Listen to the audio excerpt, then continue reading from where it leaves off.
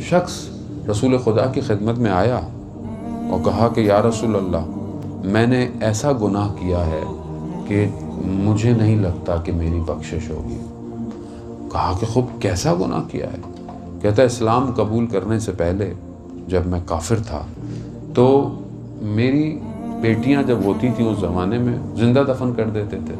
کہا میں نے اپنی 3 بیٹیوں کو زندہ دفن کر دیا جب پیدا، چوتھی ہوئی جب پیدا تو پھر میں نے کہا کہ یہ چوتھی بھی ہو گئی، یہ پھر مشکل، تو میں اس کو لے کے جانے لگا تو میری زوجہ نے دیکھا کہ چھوڑ دو اس کو۔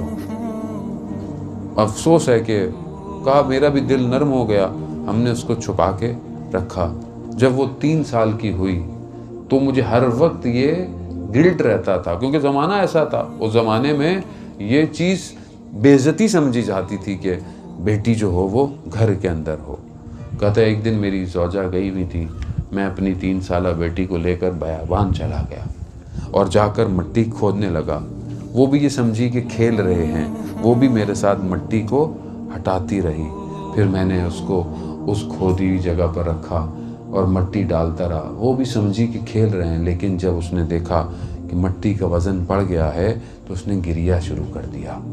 لیکن میں ڈالتا رہا یہاں تک کہ مٹی اس کے ہونٹوں میں چلی اور اس کی آخری الفاظ جو میرے کانوں میں آج تک گونجتے ہیں، جو اس نے کہا یا اباتا، اے میرے بابا۔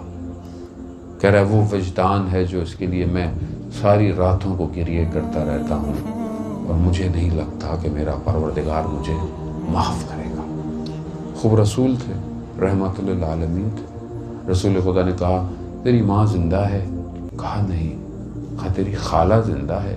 کہا جا اس پر احسان کر، اس کی خدمت کر، خدا تیرے گناہ کو معاف کر دے گا۔ خدا کی طرف کوئی دروازہ بند نہیں ہوتا، اس کی رحمت کھلی ہوئی ہے۔ ماں ہوتی ایسی ہے، ماں کی شخصیت ایسی ہے کہ انسان کی ماں اگر کافر بھی ہے اسلام قبول نہیں۔ کتنے واقعات ہیں صدر اسلام کے کہ ماں دین پر نہیں لیکن ماں کی خدمت کے لیے۔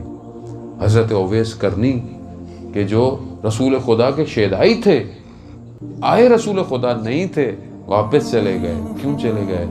ماں کے لیے۔ مگر کیا رسول نے کہا کہ میں یمن کی خوشبو کو محسوس کر رہا ہوں۔ کیوں؟ کیونکہ ماں کے لیے چلے گئے۔ عزیزان محترم، ماؤں کا کردار ایسے ہی ہوتا ہے۔